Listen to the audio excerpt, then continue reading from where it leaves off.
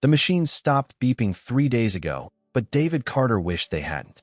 At least their constant rhythm had given him something to focus on besides the terrifying emptiness where his life used to be. The neurologist says your brain scans look perfect, Michelle said from the leather chair beside his hospital bed. His adopted sister's voice carried the same forced optimism she'd been using since he'd opened his eyes. Dr. Patterson thinks the memories will return gradually. David stared at the ceiling tiles he'd been counting obsessively. 47 across, 32 down. Numbers he could remember. Everything else felt like trying to grasp smoke. What about the nurse? He asked for the 100th time. Michelle's jaw tightened almost imperceptibly. David, we've been through this. There were dozens of nurses during your 6 months here. Not dozens. One. David sat up against the pillows, ignoring the sharp protest from his healing ribs. Dark hair, violet eyes. She smiled at me when I woke up. It's the only thing that feels real. Robert Young cleared his throat from the corner where he'd been reviewing legal documents. David's attorney was a thin man who looked like he'd been pressed in a book for too long. The hospital records show a Jessica Martinez was assigned to your case, but she requested a transfer immediately after you regained consciousness. Why would she do that? The supervisor mentioned emotional stress. It's not uncommon for medical staff to become overwhelmed when dealing with long-term coma patients. Robert adjusted his wire-rimmed glasses. David, we need to focus on more pressing matters. Your company has been operating without you for 6 months. The board is getting restless. David swung his legs over the side of the bed. The movement made his head spin, but he gritted his teeth and stood anyway. I don't care about the company right now. You should, Michelle said sharply. Carter Industries is your life's work. You built it from nothing after Dad died. The mention of their adoptive father should have triggered something, but David felt only frustration. I don't remember building anything. I don't remember Dad. I don't remember you, if we're being honest. Michelle flinched like he'd slapped her. But I remember her, David continued. Every detail. The way she tucked a strand of hair behind her ear. How her eyes crinkled when she smiled. The small scar on her left hand. You were barely conscious, Robert said gently. Your brain was still healing. It's possible you're remembering a dream or hallucination. David walked to the window overlooking Newport Harbor. Expensive yachts bobbed in the morning sun, and he felt nothing. No recognition, no attachment. But when he closed his eyes, he could see violet eyes filled with something that looked like regret. The police report says your car went off the road during a storm, Michelle said, clearly trying to redirect his attention. You were driving to the Boston office for a late meeting. They found you 3 hours later. Who was I meeting? Robert shuffled through his papers. That's unclear. Your calendar showed an appointment, but no details. David turned back to them. Get me Jessica Martinez's contact information. The hospital won't release employee personal data, Robert said. Then find another way. You're my lawyer. Be creative. Michelle stood abruptly. This is insane. You're chasing a ghost while your life falls apart. Do you know what the stock price has done since news of your accident went public? I don't care about stock prices. You should, because Paul Martinez has been circling like a vulture, buying up shares through shell companies. David paused. Martinez, like the nurse. It's a common name, Robert said quickly. Paul Martinez owns Martinez Pharmaceuticals. He's been trying to acquire your biotech division for years. Something cold settled in David's stomach. How common is it for pharmaceutical executives to have daughters working as nurses? Michelle and Robert exchanged glances. David, Michelle said carefully, what are you thinking? Before he could answer, a young doctor appeared in the doorway. Mr. Carter? I'm Dr. Sarah Chun. I need to discuss your discharge paperwork. David barely heard her. His mind was racing, connecting dots that might not exist. A nurse who disappeared the moment he woke up. A pharmaceutical rival making moves on his company. The nagging sense that his accident wasn't random. Doctor, he said, interrupting her speech about physical therapy, the nurse who was taking care of me, Jessica Martinez. How long had she been working here? Dr. Chun consulted her tablet. Let me check. She started in our intensive care unit about 8 months ago. Excellent references, very dedicated to her patients. 8 months. 2 months before his accident. David looked at Michelle, who had gone pale. Still think I'm chasing ghosts. The machines might have stopped beeping, but David could hear his heartbeat pounding in his ears as the first pieces of a puzzle he didn't understand began falling into place. Thomas Wilson had the kind of face that made people want to confess their secrets, which was exactly why David hired him within 2 hours of leaving the hospital. The private investigator's office in downtown Providence smelled like coffee and old leather, and something about it felt familiar in a way that made David's chest tight.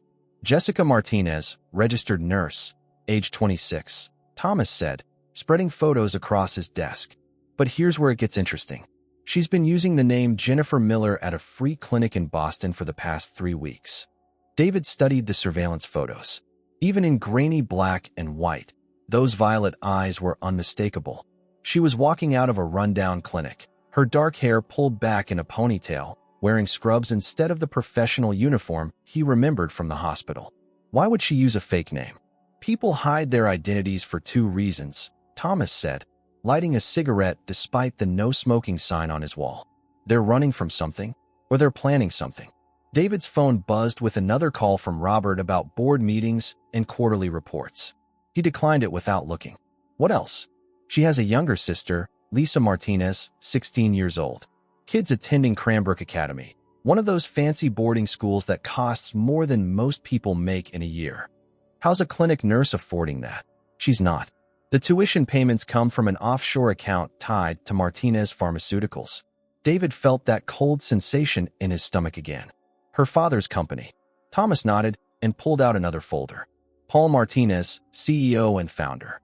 Guy's got a reputation for playing dirty in corporate acquisitions. His company's been hemorrhaging money since the FDA started investigating their pain medication trials. What kind of investigation? The kind that ends with criminal charges if they find what they're looking for. Word is, Martinez Pharmaceuticals has been falsifying safety data for years. David picked up one of the photos again. Jessica was looking over her shoulder as she walked, and there was something in her expression that looked like fear. If Paul Martinez is her father, why is she working under a fake name at a free clinic? That's the million-dollar question. David's phone rang again. This time it was Michelle. Where are you? She demanded. You missed the meeting with the board, and Robert's having a panic attack. I'm busy. David, you can't just disappear. The company needs you. The company managed without me for 6 months. Barely. And now with Paul Martinez buying up shares and spreading rumors about your mental competency, we're fighting for survival. David hung up and looked at Thomas. I need to find her today. The clinic closes at 6. But David, if this woman is connected to Paul Martinez, approaching her could be dangerous. Everything about this is dangerous. 3 hours later, David sat in his Mercedes across from the Boston Community Health Center, watching the evening shift change. The neighborhood wasn't the kind of place where his car belonged, but he didn't care. When Jessica emerged at exactly 6:15, he felt something shift in his chest, like a key turning in a lock he'd forgotten existed. She walked quickly, head down, clutching a worn messenger bag. David followed at a distance as she made her way to a small apartment building 6 blocks away. When she disappeared inside, he parked and waited. The photographs Thomas had shown him hadn't captured the way she moved, careful and alert like someone who expected trouble. They hadn't shown the exhaustion in her shoulders or the way she checked behind her every few steps. His phone buzzed with a text from an unknown number. Stop looking for me. You don't understand what you're getting into. David stared at the message, then looked up at the apartment building. A curtain moved in a 3rd-floor window.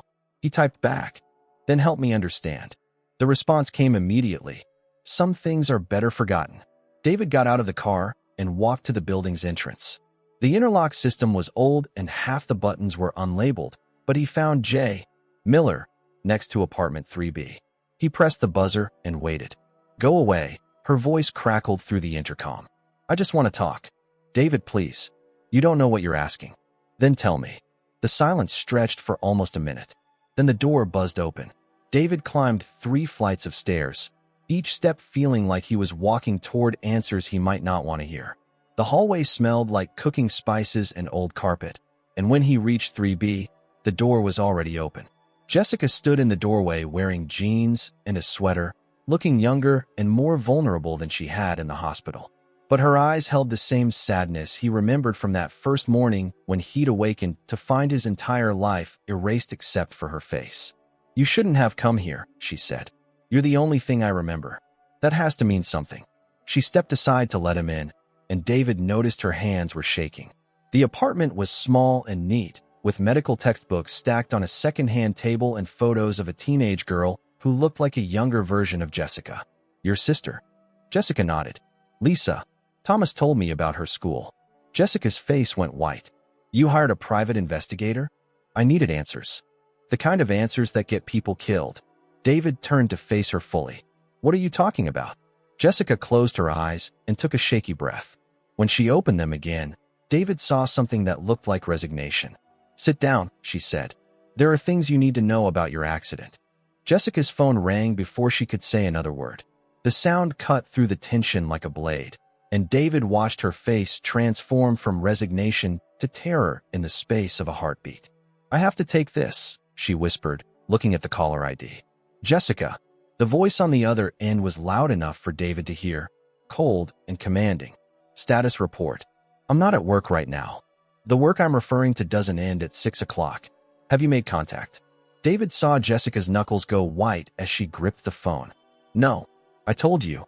He doesn't remember anything. Memory has a way of returning at inconvenient times. Handle it. The line went dead. Jessica stared at the phone for a long moment, then looked at David with an expression he couldn't read. Your boss? He asked. Something like that. She set the phone down carefully, like it might explode. David, I can't talk about this here. It's not safe. Then where? Jessica was quiet for a moment, thinking. There's a restaurant in the North End. Giacomo's. Do you know it? David shook his head, but something about the name felt familiar, like an echo from his missing memories. Meet me there at 8. And David. She moved closer, close enough that he could smell her perfume, something light and floral that made his chest tighten. Come alone. 2 hours later, David sat at a corner table in Giacomo's, watching steam rise from his untouched coffee. The restaurant was small and loud, filled with the kind of boisterous conversation that provided perfect cover for secrets. When Jessica arrived, she'd changed into a black dress that made her look elegant and dangerous. You came, she said, sliding into the seat across from him. Did you think I wouldn't? I wasn't sure. She ordered wine without looking at the menu, and David noticed her hands were steadier now, like she'd made some kind of decision. Tell me what you remember about the night of your accident. I was driving to Boston for a meeting. There was a storm. That's all. Nothing about why you were driving yourself? You have a driver, David. You never drove to Boston alone. David studied her face. How do you know that? Jessica took a sip of wine before answering. Because I've been watching you for months. The admission hit David like a physical blow. Watching me. Not the way you think. Jessica leaned forward, her voice dropping to barely above a whisper. David, there are people who want to hurt you. Your accident wasn't random. You're saying someone tried to kill me? I'm saying someone succeeded. You died for 3 minutes before the paramedics got your heart started again. David felt the restaurant spinning around him. The noise of other conversations became a distant hum, and all he could focus on was Jessica's violet eyes, which looked like they were holding back tears. Why are you telling me this? Because you deserve the truth. And because. She reached across the table and touched his hand, and David felt electricity shoot up his arm. Because I care about you more than I should. Before David could respond, Jessica's phone buzzed with a text. She glanced at it, and her face went pale. We need to leave. Now. What's wrong? Jessica was already standing, throwing money on the table. Just trust me. They walked quickly through the North End's narrow streets, Jessica leading him away from the main roads. David's mind was reeling from her revelations, but he found himself focused on the way she moved, graceful and purposeful, like she'd walked these streets 100 times before. Jessica, wait. He caught her arm, pulling her into the shadows between 2 buildings. Tell me who's trying to hurt me. She looked up at him, and in the dim streetlight, David could see the conflict playing out across her features. David, if I tell you everything, it will destroy us both. And if you don't, it will destroy us anyway. The space between them seemed to shrink, and David found himself memorizing the details of her face. The way her lips parted slightly when she was nervous, the small freckle beside her left eye that makeup couldn't quite hide. I should go, she whispered, but she didn't move away. Don't. David reached up to touch her cheek, and she leaned into his palm like she'd been starving for human contact. Whatever this is, whatever you're afraid of, we can figure it out together. Jessica closed her eyes. You don't understand. I'm not who you think I am. Then tell me who you are." For a moment, David thought she would. Her lips parted, and he could see the words forming. But then her phone rang again, and the moment shattered. This time, she answered immediately. "Hello. Did you enjoy dinner?" The voice was different from before, younger and scared. "Lisa." Jessica's face went white. "Where are you?" "I'm fine. For now. But Dad says to remind you that some conversations are better left unfinished." David watched Jessica's world collapse in real time. Her entire body began to shake, and when she looked at him, her eyes were filled with a desperation that made his chest ache. "I understand," she whispered into the phone. "Good. He also says to tell you that your friend has a lovely car. Silver Mercedes, license plate ending in 847. It would be a shame if something happened to it." The line went dead. Jessica stared at David with an expression that was part apology, part goodbye. "Jessica, what's happening? I can't see you anymore." The words came out in a rush, like she was afraid if she didn't say them quickly, she'd lose her nerve. "It's too dangerous." "For who?" "For everyone I care about." She started walking toward the street, and David followed. "This is about your father, isn't it? Paul Martinez." Jessica stopped so suddenly that David almost ran into her. "How do you know that name?" "Because I'm not as helpless as you think I am." David moved around to face her. "I know he's been buying shares in my company. I know he's under federal investigation. And I know you're scared of him." Jessica laughed, but there was no humor in it. "Scared doesn't begin to cover it." "Then let me help you." "You can't help me, David. You can barely help yourself." She looked at him with something that might have been longing. "Go home. Forget you ever met me. Forget we ever had this conversation. That's not going to happen. Then God help us both." Jessica stepped into the street and hailed a taxi. As it pulled away, David stood on the sidewalk feeling like he'd been carved hollow. But underneath the emptiness, something else was growing. Something that felt like determination. He pulled out his phone and called Thomas Wilson. "I need you to find out everything about Paul Martinez," he said when the investigator answered. "Everything. And Thomas? I don't care how dangerous it is." 3 weeks after their dinner in the North End, David found Jessica waiting in his office lobby at Carter Industries.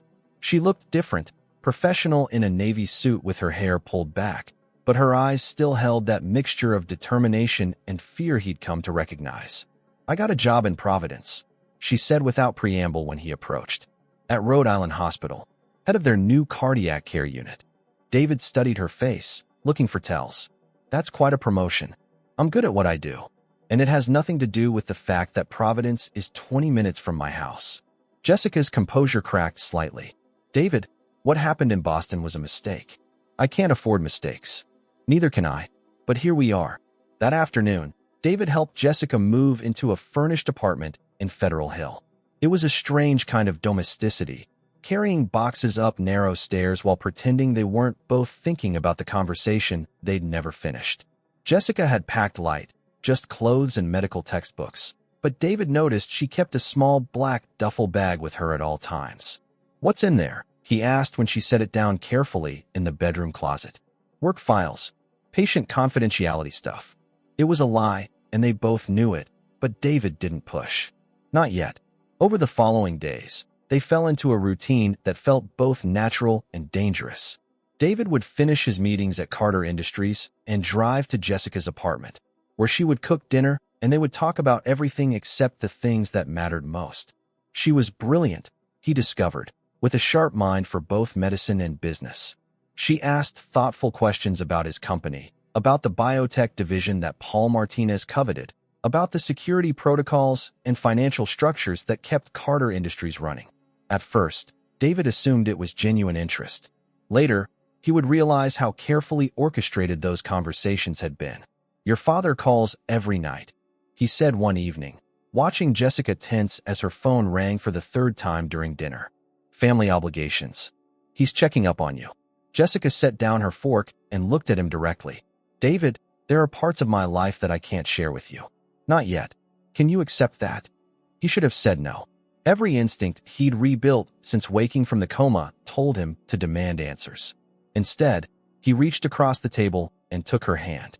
For now, what David didn't know was that Jessica was building a case against her own father, one document at a time. Every night after he left, she would retrieve the black duffel bag from her closet and add to her growing collection of evidence. bank statements showing payments to corrupt FDA officials, email printouts detailing the falsification of drug trial data, recorded phone conversations where Paul discussed eliminating business rivals with the casual tone most people use to discuss the weather. The safety deposit box at Citizens Bank became her insurance policy. Every few days, Jessica would make a deposit, carefully cataloging each piece of evidence with the methodical precision of someone who knew her life might depend on the completeness of her documentation. She told herself she was gathering ammunition for the day she would finally break free from Paul's control. But late at night, lying in bed and thinking about David's hands on her skin, she wondered if she was really preparing for something else entirely. Michelle Carter had always prided herself on her ability to read people. It was a skill that had served her well in the years since their father's death, when she'd helped David build Carter Industries from a small biotech startup into a Fortune 500 company. So when David started disappearing for hours at a time and deflecting questions about his whereabouts, she hired her own investigator. The report landed on her desk on a Thursday morning, complete with photographs of David entering Jessica's apartment building and detailed background information that made Michelle's blood run cold. "Robert," she called into her phone. "We need to talk." An hour later, David's attorney sat across from Michelle's desk, reviewing the investigator's findings with the grim expression of a man reading a death warrant. "Jessica Martinez, daughter of Paul Martinez," he read aloud. "Previous employment at Mercy General Hospital in Springfield, Massachusetts. Before that, Johns Hopkins School of Nursing. Before that." Robert paused. "Michelle, there's a 3-year gap in her employment history. People don't just disappear for 3 years. Unless they're being trained for something." Michelle stood and walked to the window overlooking downtown Providence. "Paul Martinez's company is weeks away from bankruptcy. The FDA investigation is closing in, and he's got nowhere left to run except through David's company. You think this woman is some kind of corporate spy? I think she's whatever Paul Martinez needs her to be." Michelle turned back to Robert. "The question is, does David know?" That evening, David arrived at Jessica's apartment to find her pacing the living room, her phone pressed to her ear. She was speaking in rapid Spanish, her voice tight with anger, and when she saw him, she quickly ended the call. "Everything okay?" he asked. "Fine. Just family drama." David knew it wasn't fine. Jessica's hands were shaking, and there was a bruise on her wrist that hadn't been there that morning. But before he could ask about it, she was kissing him with a desperation that felt like goodbye, and all his questions dissolved into the heat of her mouth and the way she whispered his name like a prayer. Later, as they lay tangled in her sheets, David traced patterns on her bare shoulder and tried to reconcile the woman in his arms with the growing list of inconsistencies in her story. Outside, Providence settled into darkness, and somewhere across the city, Michelle Carter made a decision that would change everything. In the morning, there would be confrontations and revelations. But for now, in the space between midnight and dawn, David allowed himself to believe that love might be enough to bridge whatever chasm lay between them. He was wrong, but some illusions are too beautiful to surrender without a fight. David found the watch in his bedroom drawer while searching for cufflinks. It was an old Rolex, scratched and worn, with an inscription on the back that read, "To my son, who built something from nothing. Dad." The moment his fingers touched the metal, pain shot through his skull like lightning. Images flashed behind his eyes, a younger version of himself accepting the watch from a gray-haired man with kind eyes. The same man lying in a hospital bed, David holding his hand as monitors flatlined. The funeral, rain on black umbrellas, and a promise whispered over a grave. "I'll make you proud." David sank onto the bed, gasping. The memory felt like a physical wound, raw and immediate. His adoptive father, James Carter, had died of a heart attack when David was 25. The company, the drive to succeed, the relentless work schedule that had consumed his life, it all made sense now. His phone rang. "Thomas Wilson, you need to see something," the investigator said without preamble.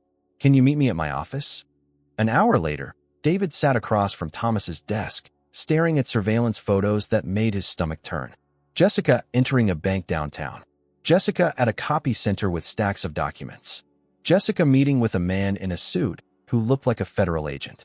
"She's been building a file," Thomas said, lighting his usual cigarette. "Bank records, email communications, phone recordings. Everything points to her gathering evidence against Paul Martinez. Evidence of what? Corporate fraud, bribery, conspiracy to commit murder. Thomas leaned back in his chair. David, your girlfriend isn't just Paul Martinez's daughter. She's been investigating him for over a year. David picked up one of the photos. Jessica looked scared in it, constantly checking over her shoulder. Why would she investigate her own father? Because Paul Martinez isn't just a white-collar criminal. 3 business rivals have died under suspicious circumstances in the past 2 years. All of them were blocking deals he needed to save his company. The pieces clicked into place with horrible clarity. He's the one who tried to kill me. And Jessica knows it. David's phone buzzed with a text from Jessica. Can you come over? We need to talk. He drove to her apartment with Thomas's words echoing in his head. When Jessica opened the door, she looked like she hadn't slept in days. Her usually perfect hair was disheveled, and there were dark circles under her eyes. David, thank God you're here. She pulled him inside and locked the door behind him, engaging both the deadbolt and the chain. I have something to tell you. About your father? Jessica went very still. What do you know about my father? I know he tried to kill me. I know you've been gathering evidence against him. And I know you've been lying to me since the day we met. Instead of denying it, Jessica collapsed onto her couch like a marionette with cut strings. How long have you known? Does it matter? Yes, because if I tell you everything now, if I give you what I've been collecting, he'll kill us both. David sat beside her. Jessica, what are you talking about? She reached under the couch and pulled out a thick manila envelope. Bank statements, wire transfers, recorded conversations. Everything you need to prove that Paul Martinez orchestrated your accident and at least 3 other murders. David opened the envelope. The documents inside painted a picture of systematic corruption that made his skin crawl. Jesus Christ, Jessica, how long have you been gathering this? Since I found out what he was planning to do to you. When did you find out? Jessica was quiet for a long moment. The night before your accident. David felt the air leave his lungs. You knew? I tried to warn you. I called your office, but you'd already left for Boston. I drove to intercept you on Route 95, but I was too late. You were there? I was the one who called 911. Jessica's voice broke. I watched your car go into that guardrail. I watched them pull you out of the water. I rode in the ambulance while they shocked your heart back to life. David stared at her, trying to process what she was telling him. Why didn't you tell the police? Because Paul had Lisa. He took her the morning after your accident and told me that if I ever breathed a word about what really happened, she would disappear permanently. As if summoned by her words, Jessica's phone rang. She looked at the caller ID and her face went white. I have to take this, she whispered. Jessica. Paul Martinez's voice carried clearly through the speaker. I think it's time we had a family reunion. Where is she? Somewhere safe. Somewhere you'll never find her unless you do exactly what I tell you. Jessica gripped the phone so tightly her knuckles went white. What do you want? Your boyfriend has been asking too many questions, making too many phone calls. I need you to handle the situation. David watched Jessica's face crumble. I can't. Then Lisa will pay the price for your weakness. The line went dead. Jessica stared at the phone for a moment, then hurled it against the wall with a scream of pure rage. He took her, she said, turning to David with tears streaming down her face. This morning, he moved her from Cranbrook to some private facility. She's only 16, David. She's just a kid. David pulled Jessica into his arms as she sobbed against his chest. We'll find her. You don't understand. He's been planning this for months. Every conversation we've had, every detail you've shared about your company, your security, your routines, he's been using it all against you. David felt something cold settle in his chest. What are you saying? Jessica pulled back to look at him, and the anguish in her eyes was like a physical blow. I'm saying I was supposed to get close to you. I was supposed to learn everything I could about Carter Industries so he could destroy you from the inside. And did you? Jessica reached up to touch his face, and David saw his own pain reflected in her expression. I fell in love with you instead. Before David could respond, Jessica was kissing him with a desperate hunger that tasted like tears and goodbye. He should have pushed her away, should have demanded more answers, but instead he found himself pulling her closer, memorizing the taste of her mouth and the way she whispered his name like a benediction. They made love that night with the intensity of people who knew their world was about to end. And in the morning, When David woke to find Jessica staring at the ceiling with the resignation of someone facing execution, he realized that some betrayals cut so deep that even love might not be enough to heal them. "Jessica," he said softly. "I know." She turned to face him, and David saw that she'd made a decision sometime in the darkness. "I'm going to give you everything I have on Paul. All the evidence, all the documentation. And then I'm going to get Lisa back. We're going to get Lisa back." Jessica smiled, but it was the saddest thing David had ever seen. "No, David. This is where we say goodbye." Michelle Carter stood outside Jessica's apartment building at 7 in the morning, clutching a manila folder that contained enough evidence to destroy her brother's heart. She'd spent the night reviewing Thomas Wilson's findings, cross-referencing bank records and employment histories until the pattern became undeniable. Jessica Martinez wasn't just connected to Paul Martinez. She was his weapon. When Jessica opened her apartment door, still wearing David's shirt from the night before, Michelle felt a stab of something that might have been pity. The woman looked exhausted, her violet eyes red-rimmed and haunted. "We need to talk," Michelle said, pushing past Jessica into the apartment. "Michelle, what are you doing here?"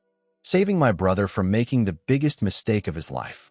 Michelle threw the folder onto the coffee table, spilling photographs and documents across the surface. "Did you really think we wouldn't find out?" Jessica stared at the evidence scattered before her. Bank statements showing payments from Martinez Pharmaceuticals.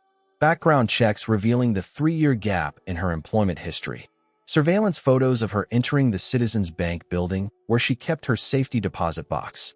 "You've been investigating me." Someone had to. David's too blinded by whatever you've done to his head to see what's happening. Michelle picked up a photograph of Jessica meeting with a man in a federal agent's jacket. "What is this? Are you working with the FBI too?" Jessica sank onto her couch, and for a moment, she looked like the scared young woman she really was beneath all the careful deception. "It's not what you think." "Then explain it to me. Explain why Paul Martinez's daughter just happened to be working at the hospital where David was in a coma. Explain why you're gathering evidence against your own father. Explain why you've been pumping my brother for information about his company." "Because I'm trying to save him." Michelle laughed, but there was no humor in it. "By lying to him. By seducing him. By making him fall in love with you while you spy for the man who tried to kill him. I never meant for him to get hurt. But you knew Paul was going to try to kill him, didn't you?" Michelle leaned forward. "The investigator's report says you called 911 the night of David's accident. You were there." Jessica closed her eyes. "Yes." "Why?" "Because Paul is my father, and I've seen what he does to people who stand in his way." Jessica opened her eyes and looked directly at Michelle. David wasn't his first target. There have been others. Michelle felt something cold crawl up her spine. Others. 3 business rivals in the past 2 years. All of them died in accidents that weren't accidents. Jessica gestured to the scattered documents. "That's what I've been gathering. Evidence of everything Paul has done. To what end? To stop him." Michelle studied Jessica's face, looking for tells. "And David, what's your endgame with my brother?" Jessica was quiet for a long moment. "I was supposed to get close to him. Learn about Carter Industries, about his security protocols, about his financial structures. Information Paul could use to destroy the company from the inside. And I fell in love with him instead." The admission hung in the air between them like a loaded gun. Michelle picked up another photograph, this one showing Jessica entering David's office building. "How much information did you give Paul?" "I didn't give him anything intentionally. But you talked to David about his company. About his routines, his passwords, his business relationships." Jessica's face went pale. Casual conversation. Normal things that people in relationships discuss. Normal for most people. Dangerous when one of them is corporate spy. Before Jessica could respond, her phone rang. She looked at the caller ID and her hands started shaking. "Answer it," Michelle said. "Put it on speaker." Jessica hesitated, then swiped to accept the call. "Good morning, daughter." Paul Martinez's voice filled the apartment, smooth and confident. "I trust you slept well. Where is Lisa?" "Safe. For now. I'm calling because I wanted to thank you." "For what?" "For being such an excellent source of information. David's banking passwords, his private email account, his vendor relationships, his board meeting schedules. Very thorough." Jessica shot to her feet. "I never told you any of that. You didn't have to tell me directly. Phone calls can be so easily monitored when you know the right people. Text messages, email conversations, pillow talk. It's amazing what lovers share with each other. Michelle watched the color drain from Jessica's face as the implications hit her. Paul, what have you done? What I should have done months ago. Carter Industries is about to experience a very bad day. Stock manipulation, industrial espionage, insider trading. By the time the markets close today, David Carter's company will be worthless. Jessica gripped the phone. You can't do this. I already have. As we speak, David's private information is being used to execute trades that will trigger a federal investigation. His business relationships are being destroyed by emails sent from his own accounts. His board of directors is receiving very disturbing information about his mental competency and recent romantic entanglements. Michelle felt the room spinning around her. He's using everything Jessica learned to frame David. The beauty of it, Paul continued, is that the evidence trail leads right back to David himself. Or rather, to the woman who had access to all his personal information.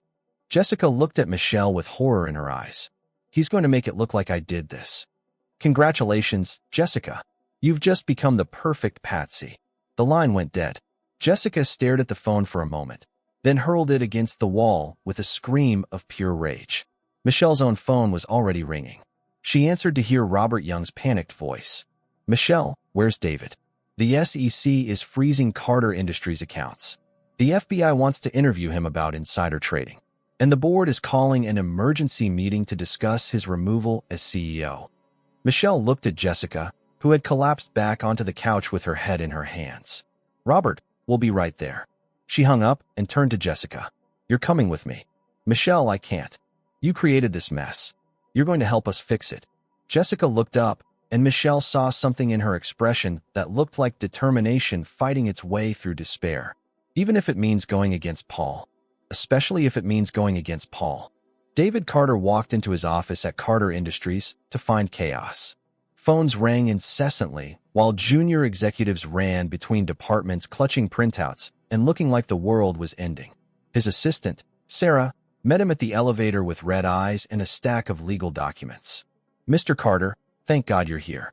The SEC froze our accounts at 9 this morning. The FBI is downstairs asking about insider trading charges. And the board wants to see you immediately. David took the documents without reading them. Where's Robert? Conference room B. He's been on the phone with attorneys all morning. David found his lawyer hunched over a laptop, surrounded by empty coffee cups and legal briefs. Robert looked up when David entered, and his expression was grim. How bad is it? David asked. Catastrophic. Someone used your private banking passwords to execute trades that look like textbook insider manipulation. Your email account sent messages to board members containing confidential information about upcoming deals. Your personal calendar was used to schedule meetings that never happened, creating a paper trail that suggests you've been feeding information to competitors. David sat down heavily. How is that possible? Only someone with intimate access to your personal information could have done this. Robert pulled up a screen showing email headers. David, these messages were sent from your personal accounts using passwords that only you should know. I haven't shared my passwords with anyone. Think. Conversations, casual mentions, times when someone might have been watching you type. David's blood turned to ice as understanding dawned. Jessica had been in his home, in his office, in his bed. She'd seen him check email, make phone calls, access banking information. Casual intimacies that lovers shared without thinking. Son of a bitch. David, there's more. Robert turned the laptop screen toward him. The trades were executed using information that Jessica Martinez had access to through her position at the hospital. Medical records, insurance information, pharmaceutical partnerships. Someone very carefully constructed a case that implicates both of you. David's phone rang. Michelle. David, where are you? My office. What's wrong? Everything. I'm with Jessica, and you need to hear what she has to say. I don't want to hear anything from her. David, she didn't do this. Paul Martinez is using the information she unknowingly gave him to frame both of you. David closed his eyes. Bring her here. The FBI is watching your building. Then meet me at the harbor. Pier 7. 1 hour. David hung up and looked at Robert. Cancel my meetings. All of them. David, you can't run from this. We need to cooperate with the investigation. I'm not running. I'm finishing this. An hour later, David stood on Pier 7 watching his sister's car approach. The Newport harbor stretched out before him, gray and choppy under an overcast sky. When Michelle got out of the passenger side, David saw Jessica emerge from the driver's seat, and his chest tightened with a mixture of rage and something that felt dangerously like relief. Jessica looked terrible. Her face was pale and drawn, her hair disheveled, and she moved like someone who hadn't slept in days. When she saw David, she stopped walking and simply stood there, 20 feet away, like she was afraid to come closer. David. Her voice carried across the space between them, barely audible over the sound of waves against the pier. Is it true, he asked. Did you give him the information he needed to destroy my company? Not intentionally. That's not what I asked. Jessica took a step closer. Yes, through casual conversation, through things I observed, through access I had to your personal information. I gave him everything he needed without realizing I was doing it. David felt something break inside his chest. Why? Because I was supposed to get close to you. Because that was my job. Your job was to spy on me. Jessica shook her head. My job was to kill you. The words hit David like a physical blow. Michelle gasped, and even she hadn't known the full extent of Jessica's deception. What? Paul placed me at the hospital 8 months before your accident. My job was to wait until you were vulnerable and then administer a lethal injection disguised as medication. Something that would look like a complication from your injuries. David stared at her, trying to process what she was telling him. You were going to murder me. I was supposed to. But when you woke up and looked at me with those eyes, when you smiled at me like I was the only good thing in your broken world, I couldn't do it. So instead you decided to seduce me and steal my company's secrets. No. Jessica's voice rose, and David heard desperation creeping in. I fell in love with you. Everything that happened between us was real. Everything that happened between us was a lie. My feelings weren't a lie. The way I felt when you touched me, when you looked at me like I mattered, when you trusted me with your heart. None of that was fake. David laughed, but there was no humor in it. You're good. I'll give you that. For a while there, I actually believed you cared about me. I do care about you. You were sent to kill me, Jessica. Everything else is just damage control. Jessica took another step closer, and David could see tears streaming down her face. David, please. I know how this looks, but you have to believe me. I've been fighting Paul every step of the way. I've been gathering evidence against him for over a year. To cover your own tracks. To protect you. Before David could respond, his phone rang. Thomas Wilson. David, you need to hear this. The investigator's voice was urgent. I've been reviewing the hospital security footage from when you were in your coma. Jessica had access to your room for 6 months. She was alone with you, unmonitored, at least 3 times a week. David looked at Jessica, who had gone very still, and David said into the phone, she never administered any unauthorized medications. In fact, the footage shows her intercepting other medical staff on several occasions, always finding reasons why they couldn't access your room. David, she wasn't trying to kill you. She was protecting you. David felt the pier tilting beneath his feet. What are you saying? I'm saying Jessica Martinez had dozens of opportunities to complete her mission, and she never took any of them. More than that, she actively prevented anyone else from having unsupervised access to you. David looked at Jessica, who was watching him with something that looked like hope. There's more, Thomas continued. The safety deposit box Jessica rented? It contains enough evidence to put Paul Martinez away for multiple life sentences. Bank records, recorded conversations, photographic evidence of him meeting with known assassins. She's been building a case against him since before your accident. David hung up and stared at Jessica for a long moment. Is it true? Every word. Then why didn't you tell me? Because Paul has my sister. Because he threatened to kill anyone I cared about if I didn't follow orders. Because I was terrified that if you knew the truth, you'd try to be a hero and get yourself killed. David felt his anger warring with something that might have been understanding. So what was the plan? Keep lying to me forever? The plan was to gather enough evidence to put Paul in prison and then disappear with Lisa. I never planned on falling in love with you. Before David could respond, Jessica's phone rang. She looked at the caller ID and her face went white. It's him. Answer it, David said. Put it on speaker. Jessica swiped to accept the call. Hello, Paul. Jessica, my dear daughter. I'm disappointed in you. Where is Lisa? Safe. For now. But I'm afraid our arrangement has become untenable. David stepped closer to Jessica. What do you want, Martinez? David Carter. The man who refuses to die. Paul's voice carried amusement. I want what I've always wanted. Your company, your assets, and your complete destruction. You'll never get any of those things. I already have.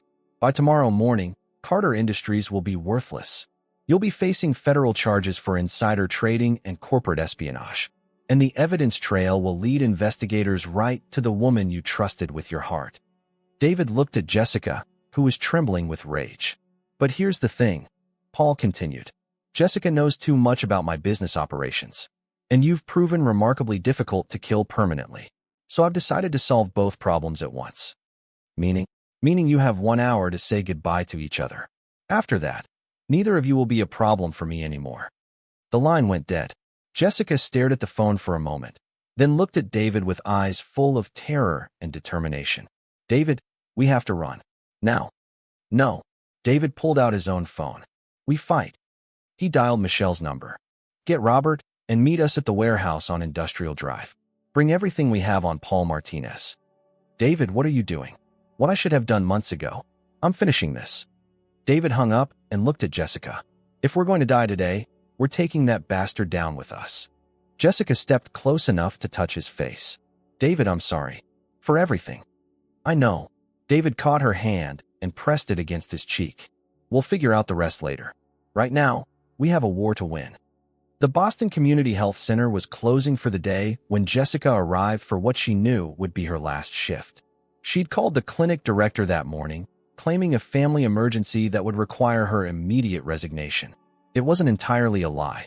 The building was nearly empty, just a few night shift nurses finishing their paperwork and the security guard making his rounds. Jessica made her way to the medication storage room, where she retrieved the black duffel bag she'd hidden behind outdated force supplies 3 days earlier. Inside were copies of every document from her safety deposit box, plus a USB drive containing recordings of Paul's phone calls that would send him to federal prison for the rest of his life.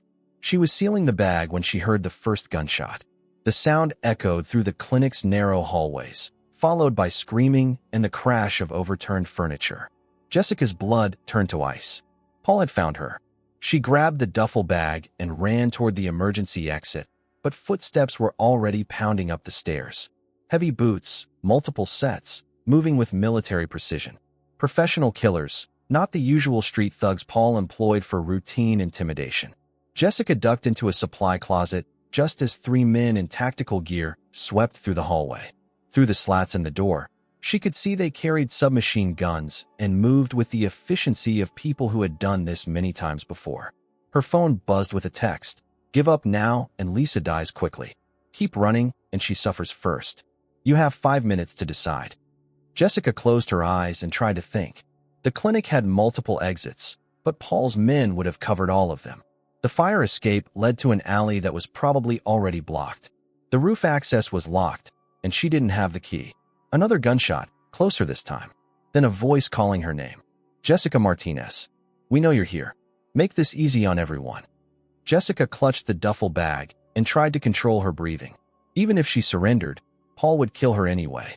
The evidence she'd gathered made her too dangerous to leave alive. Her only hope was that someone would find the documents after she was dead and use them to stop Paul from hurting anyone else. That's when she heard the sound of screeching tires outside.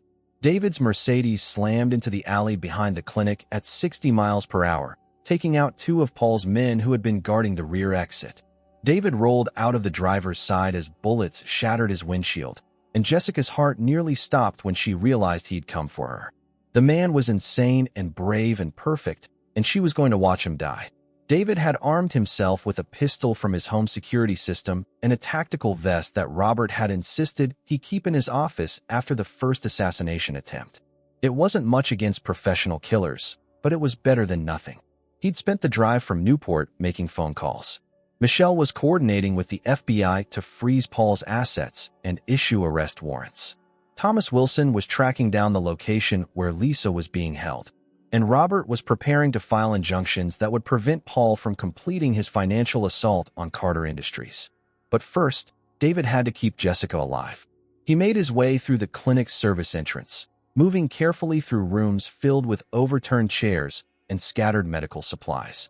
The killers had torn through the building like a hurricane, and David could hear them calling Jessica's name with the patient confidence of hunters who knew their prey was trapped.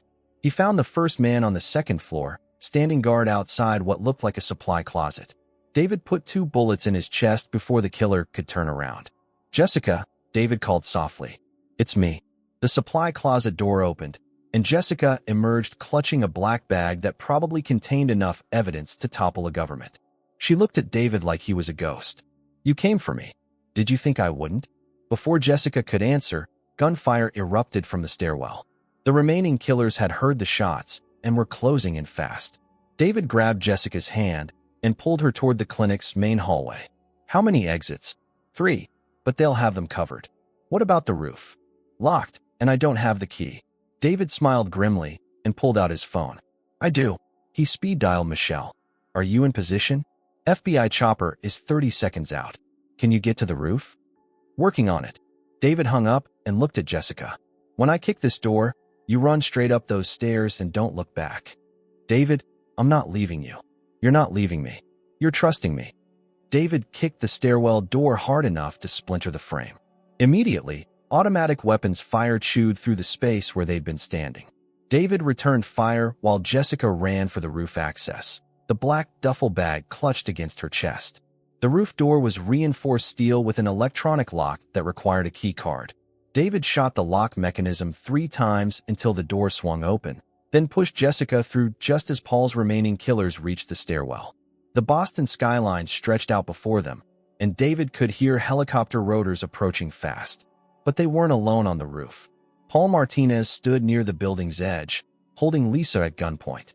The 16-year-old girl looked terrified but unharmed, and when she saw Jessica, she started crying. "Hello, daughter," Paul said calmly. "I was wondering when you'd join us." Jessica stepped forward, and David saw her hands shaking. "Let her go, Paul. This is between us." "No, it's between me and him." Paul nodded toward David. "You were supposed to kill him months ago. Instead, you fell in love and ruined everything I spent years planning. Your plans were evil. My plans were necessary. Do you have any idea how much money I've lost because of David Carter's interference? How many deals he's cost me? How many opportunities he's destroyed?" David kept his gun trained on Paul, but the man was using Lisa as a human shield. One wrong move and the girl would die. "Let the kid go, Martinez. Your fight is with me." "My fight is with both of you." Paul pressed the gun harder against Lisa's temple. "Jessica, give me the bag." "No." "Then watch your sister die." That's when the FBI helicopter crested the building's edge, and everything happened at once. Paul spun toward the aircraft, momentarily distracted by the rotor wash and searchlights. David lunged forward while Jessica dove for Lisa, knocking the girl away from Paul's gun. Paul fired wildly, catching David in the shoulder, but David's momentum carried him forward, and both men went down hard on the roof's graveled surface. The fight was brutal and brief. Paul was older but desperate, fighting with the fury of a man who had nothing left to lose. David was younger and stronger, but wounded and running on adrenaline. They rolled across the roof, trading blows and grappling for Paul's gun. The weapon discharged twice more before David managed to wrench it away and put Paul down with a blow to the head that left the older man unconscious and bleeding. FBI agents rappelled from the helicopter while paramedics tended to David's shoulder wound. Jessica held Lisa while her sister sobbed with relief, and David watched them reunite with a fierce satisfaction that had nothing to do with victory and everything to do with family. Paul Martinez was arrested on charges that would keep him in federal prison for the rest of his life. The evidence from Jessica's safety deposit box led to indictments of 6 other pharmaceutical executives and the complete collapse of Martinez Pharmaceuticals. Carter Industries recovered its stolen assets and emerged stronger than ever, with new security protocols and a renewed focus on ethical business practices. 6 months later, David stood on a cliff overlooking Martha's Vineyard, watching Jessica walk toward him in a simple white dress that made her look like an angel. The ceremony was small, just family and close friends, but the love in the air was so thick you could practically touch it. Lisa served as maid of honor, having blossomed into a confident young woman under David and Jessica's care. She'd started college at Brown University with a full scholarship, majoring in pre-law with plans to become a prosecutor specializing in corporate crime. As Jessica reached the altar, David took her hands and looked into the violet eyes that had haunted his dreams and saved his life in equal measure. "Ready for this?" he asked. "I've been ready since the day I decided not to kill you," she replied with a smile that made his heart skip. They exchanged vows they'd written themselves, promising to love each other through whatever chaos the future might bring. When the minister pronounced them husband and wife, David kissed Jessica with the passion of a man who had learned that some things were worth fighting for. Later, at the reception, David announced his wedding gift to his new wife. The Carter Medical Center would break ground on Martha's Vineyard the following spring, a state-of-the-art facility specializing in cardiac care and medical research. It would be the first hospital in the country to offer completely free emergency services, funded by Carter Industries and dedicated to the belief that love could indeed conquer all. Jessica cried when she saw the architectural plans, and when David asked her why, she told him it was because he'd taken the worst thing in her life and transformed it into something beautiful. They danced until midnight under stars that seemed to shine just for them, surrounded by the people who mattered most. And when they finally retired to their honeymoon suite, David realized that memory wasn't about the past at all. Memory was about choosing what to remember, what to forgive, and what to build from the ashes of everything that came before. In the end, the only thing David Carter remembered clearly from his old life was a smile that had saved them both. 3 years later, David Carter stood in the emergency room of the Carter Medical Center, watching his wife suture a construction worker's hand with the same gentle precision that had once saved his life. The patient was conscious and talking, cracking jokes about his own clumsiness while Jessica worked, and David marveled at how she could make even the most frightening medical procedures feel safe. The hospital had opened 18 months ago to international acclaim. Medical journals called it revolutionary. Politicians praised its free emergency services model. Insurance companies studied its efficiency protocols. But David knew the real measure of their success wasn't in awards or articles. It was in moments like this, when someone who couldn't afford healthcare received the same expert treatment as a millionaire. Dr. Carter, a young resident, approached David with a tablet. "The quarterly reports are ready for your review." David accepted the device, scanning numbers that would have thrilled any hospital administrator.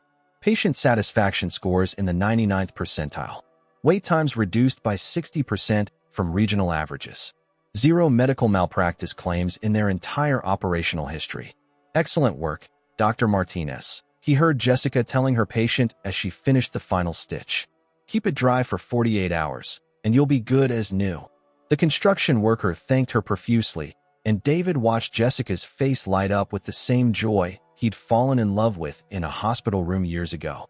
Some things never changed, and he was grateful for that. "Busy night?" David asked as Jessica approached, pulling off her surgical gloves. 3 minor traumas, 2 cardiac episodes, and 1 very dramatic case of food poisoning, she replied, leaning up to kiss his cheek. "Just another Tuesday in paradise." They walked together toward the hospital's main entrance, passing the bronze plaque that bore both their names and a simple inscription, "In memory of second chances and the courage to take them."